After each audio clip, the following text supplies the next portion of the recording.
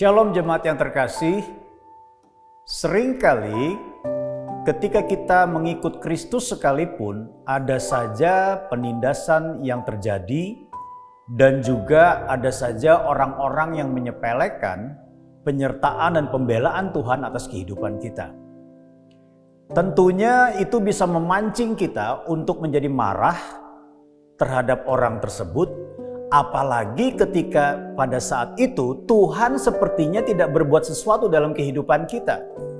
Ini juga bisa memicu kemarahan kita kepada Tuhan atau minimal kekecewaan kita kepada Tuhan. Kenapa Tuhan tidak melakukan pembelaan segera?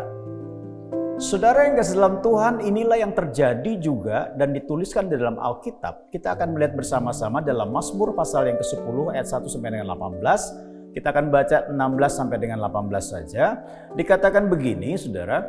Tuhan adalah Raja untuk seterusnya dan selama-lamanya.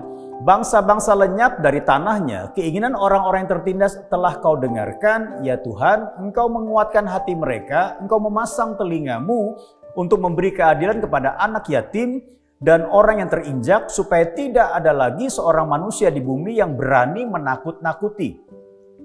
Saudara, kalau kita bisa melihat di sini, sepertinya tadi saya katakan ketika orang berlaku fasik dalam kehidupan kita, bahwa bahkan menyepelekan apa yang Tuhan dapat kerjakan dalam kehidupan kita bisa saja menjadi marah dan bahkan kita bisa saja juga kecewa kepada Tuhan. Karena seolah-olah kok Tuhan itu tidak melakukan pertolongan dalam kehidupan kita, saudara.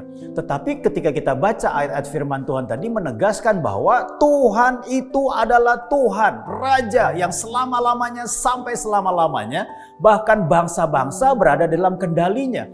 Bangsa-bangsa berada di dalam genggaman tangannya. Bangsa-bangsa berada di dalam ketetapan dan kedaulatannya. Saudara yang kasih dalam Tuhan, kalau kita bisa melihat di sini, bisa saja memang situasi itu melemahkan iman dan pengharapan kita kepada Tuhan ketika kita hanya berfokus kepada situasi sukar dan orang-orang fasik yang berusaha untuk meremehkan kita. Nah saudara, akibatnya kita tadi saya katakan tergoda untuk membandingkan kehidupan kita, keadaan hidup kita. Ternyata jadi orang fasik lebih beruntung, lebih baik, dan juga lebih makmur hidupnya. Ketimbang kita percaya Yesus, ketimbang kita hidup dalam kebenaran, tetapi kita sepertinya seolah-olah ditinggalkan sendirian. Nah saudara yang kasih dalam Tuhan, kalau kita bisa melihat di sini, agar kita tetap memiliki kekuatan dan tidak kehilangan iman dan pengharapan. Yang pertama adalah, mari kita berfokus kepada Tuhan. Selama kita berfokus kepada orang-orang fasik dan segala perbuatannya, dan juga suara bahkan perilaku mereka yang menyepelekan kita karena kita tidak mengalami pembelaan dari Tuhan, maka iman kita bisa menjadi lemah, pengharapan kita bisa menjadi lemah. Karena apa? Fokus kita hanya kepada mereka, sehingga yang muncul adalah iri hati dan sakit hati. Padahal Tuhan tidak menghendaki hal yang demikian.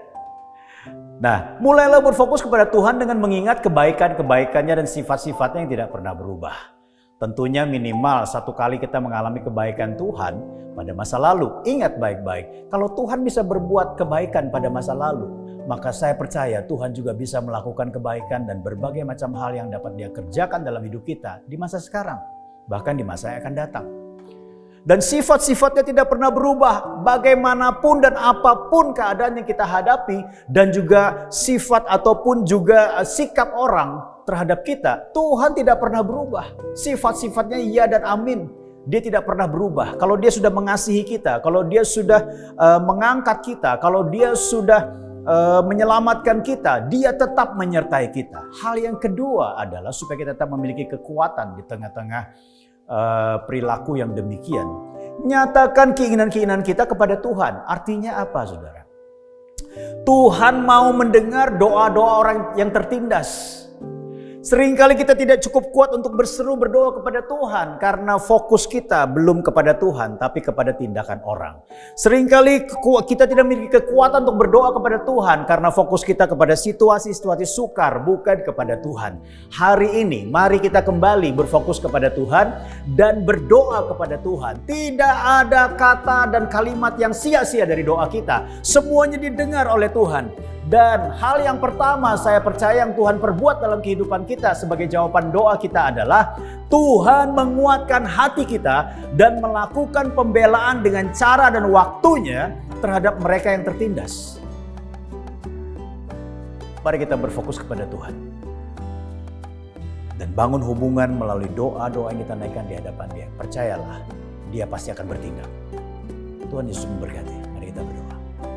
Bapa di surga, kiranya Tuhan kekuatan daripadamu senantiasa hadir dalam hidup kami dan selalu membangun iman dan pengharapan kami di tengah-tengah sikap orang yang mungkin berseberangan dengan kami atau tidak berpihak kepada kami yang melakukan kebenaran firman.